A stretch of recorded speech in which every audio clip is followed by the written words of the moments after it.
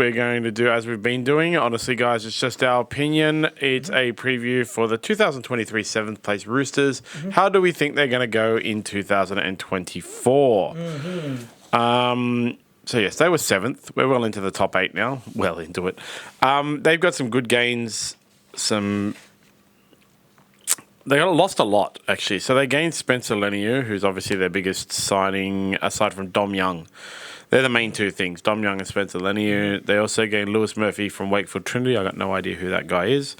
Ethan Roberts, Blake Steep, Xavier Va'a, and Alex Young have all been elevated to their main squad. They lost Corey Allen, Fletcher Bake, Thomas Deacon, Eli El Zakam, Tuku Tapua, Drew Hutchinson, CEO Canterbury, Vuati Karawaluvu, Matt Lodge, Paul Momorovsky, Jackson Paulo with an X, not CK, and Jake Turpin. John, I think they're in for a good season. Me too. Dom Young was the top try scorer last year, so that's a welcome addition, obviously. Spencer Leniu, he's probably your best sort of impact interchange player in the game, John. He's the sort of player who can really run off the back fence and terrorise a defensive line. I remember watching him score one try, I think it was last season, where he literally just said, look, give me the ball, and he just ran straight and hard at the line, and there was no stopping him, John. So I think his job this season will be try and identify the weakest defender on the opposition line and just try and hit them from 10 metres out, running off the back fence. Well, I'm sure the Roosters that'll be one of their go-to plays this season. Yeah, I think they've got a couple of pairings that are like exactly like that. So it's like they've got Dom Young and Daniel Tupou as the wingers. They're two of the best wingers in the competition, so perfect finishing. They've got what's his name? Sia Wong, who, I said last year, looks like he's going to be a superstar of the future, along with Spencer Leniu in the back row or as bench impact players. They've obviously got Sam Walker and Luke Keary, who were clicking at the back end of the year last year after Sam Walker came back. So they've got a few pairings in there that look like they're going to be good combinations. Is there something, John, I remember on Monday you were saying you were looking forward to doing this preview and there was something you were going to say about this? So I actually think their spine isn't great. This is something that people aren't paying a lot of attention to. I think that, with James Tedesco obviously down on form, as I said, I think he should retire from rep football. He's an aging fullback. Once a fullback gets old, they get slow. He can continue to organise and stuff like that, but a guy who used to be the best player in the world is probably now the 6th or 7th best fullback in the game, and they don't have a hooker. They just don't. They've got Brandon Smith there that they'll play at 9, and I think he's a great back rower, but a terrible hooker. He's got slow service from the ground, from dummy half, and it's really easy for opposing teams to read his plays from the half, I find. I think with the Roosters, with exactly what I was saying, they've got they got strike in the centres with Joey Manu. They got great finishes on the wing. They've got halves that are clicking and know their jobs. They've got a front row that's led by JWH when he comes back from his long suspension.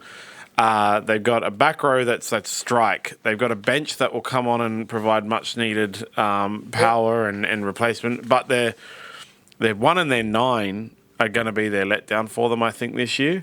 So, Tedesco's contracted until the end of 2025, John. Yeah. Does he make it that far at the moment? I don't know, how old is he? He's so old. He's early 30s, I think, John. He's early 30s. Did I spell his name wrong? Yeah, right. Born in 1993. I hate these people. Yeah, 31. Mm-hmm. Anyone born in the 90s, I hate you. But anyone born in the 2000s, I hate you more. It's not so much his age, it's more the way he's playing that worries me. That's right. I agree. He looks like he's on his way out. Yeah. Even though he's only 31. I thought he was older. Because he looks like he's 34, 35. He's been playing for the past couple of years like he's that old. And I just think Brandon Smith is not a hooker at all. He's constantly been a makeshift hooker whose best position is maybe lock, but more likely in the back row. there's always a lot of raps on him and stuff like that. And there was the whole thing about how he was at Melbourne and behind Cameron Smith. And I just don't think he was ever behind Cameron Smith. He was more behind Harry Grant. But he's a makeshift hooker that's not... he doesn't give the best service. So I think that they're going to struggle there if they can't... If the rest of their team is a superstar lineup. And they'll be able to carry those two through. But I don't see the Roosters winning another premiership with that spine. Sorry to say, you can go onto the internet and blast me if you want. Just for their draw, their draw is the second easiest one, which will boost them a lot. They play the top 8 teams only 10 times, and who they play twice is Broncos, Raiders, Bulldogs, Sea Eagles, Storm, Eels, Rabbitohs, Dragons. So in that, you've only really got Storm and Broncos, who are definite guaranteed dominant teams, even from last year, and I guess based on our ladder, continue to be dominant this year. You got Raiders, who we both called it 16th, playing twice. You got Bulldogs, who we both called out of the top 8. Sea Eagles, yes, we said would be a return to the 8. I believe the Eels, we both returned to the 8, didn't we? I had to win more. Oh, yeah, we were in 7th. Yep, both of us in 7th. Rabbitohs, who we both returned to 8th. So, these are scraping teams. And then the Dragons, who I had at 17th, you had 11th or 12th or 14th or something like that. So they got a relatively easy run. They do play Broncos in Vegas, and their return is the best out of these Broncos, the Vegas teams, right? Because it's hard to come back from overseas, especially from America. And that will be an issue for those four clubs. They're going to be playing the Roosters are playing Broncos, Sea Eagles, Rabbitohs first. So they're playing those 3 teams as well. So they'll be in the same kind of thing. Then they got the Panthers, which is going to be massive. Then Bulldogs, Knights. So they actually have a pretty tough opening 6. And then they run home. They got the Dolphins, bye, Eels, Titans, Raiders, Rabbitohs. So they got a pretty easy run home. And that could be the thing that gets them into the 8. Actually, I think jump them up the 8. The easiness of their run home. Was there something you were going to say about Trent Robinson? Were there people commenting? No, that's one of the things we should discuss, right? So, people rate in our most overrated coach video. A lot of people overrate. Say Trent Robinson is an overrated coach. Now, Trent Robinson. He's been at the Roosters now for... Yeah, so he started at the Roosters in 2013, John. Yep. And he won 3 premierships in his first 7 seasons. So he won the premiership in 2013, 2018 and 2019. 3 premierships in his first 3 seasons. Since then, John, since 2019, 2020 they finished 4th, got knocked out in week 2 of the finals. 2021 they finished 5th, knocked out in week 2 of the finals. 2022 finished 6th, knocked out in week 1 of the finals. 2023 finished 7th, knocked out in week 2 of the finals. Were people saying that they felt that he was more overrated than Ricky Stewart? Is that? Yeah, that's the thing. So that's just he's only missed the finals once as well with the Roosters. That's right. Yeah. So 2013 grand final, 2014 prelim. 2015 prelim, 2016 finished 15th. So that's the only time he's missed. 2017, prelim, 2018, 2019 grand final yeah, and wins. all those years I just read out. semi. So, no matter what you think about Trent Robinson, whether he's overrated, people will be like, he should have won more with the team he has. I think it speaks more to the fact that other teams are better than Trent Robinson's coached Roosters is bad. I just don't. So when we talk about Ricky Stewart and I certainly named him as the most overrated coach in the NRL for sure. He's a coach who hasn't won a premiership for just only 22 years now, John. Yep. Misses the finals more than half of the time. Yeah, but he's won a wooden spoon in his season with Parramatta. Pretty sure it was 2013. Yep. Wooden spoon. There was a number of other years where he didn't win the spoon, but he went close, second last, third last finishes. He only made the finals once in his first 5 seasons at the Raiders. So I can't think of many coaches who would survive only making the finals once in their first 5 seasons at a club. As I say, only 1 grand final appearance since taking the Roosters to the grand final way back in 2004, and that was in 2019. So the people who are saying that Trent Robinson is more overrated than Ricky Stewart, John, they're either living on Mars or they're living in an alternate reality. This guy won 3 premierships in his first 7 seasons. All right, he's had a period since 2020 in the last 4 seasons where they probably have underperformed, John. They've underachieved for sure. But to say that he's more overrated than Ricky Stewart, as I said, 3 premierships in his first 7 seasons at the club, compared to a guy who hasn't won a premiership in 22 years, then they're kidding themselves, aren't they, John? Well, you can say all you want that they underperformed the last 4 years, but there has been the last 3 years have been the Panthers. To take away from Trent Robinson and say the reason the Roosters haven't won the grand final is because Trent Robinson is overrated, underrates Penrith. Yeah, and the Storm won the year before. Yeah, underrates Penrith massively because nobody was going to beat Penrith anyway. Seriously. So he had, after 2013, he missed the finals 4 times. As I said, one of them, missed the grand final, didn't win a premiership for 4 years, missed the finals once, then won 2 and has missed out on winning another premiership for 4 years. So it's not like he's even had a more big break between winning grand finals than he did last time. If you want to go off pattern recognition, or by all rights, Trent Robinson should win a grand final this year. So I can't see anyone ever thinking that, and they're winning finals games as well. They're not getting knocked out in the first week of the finals. It's the last 4 years have been semis, right?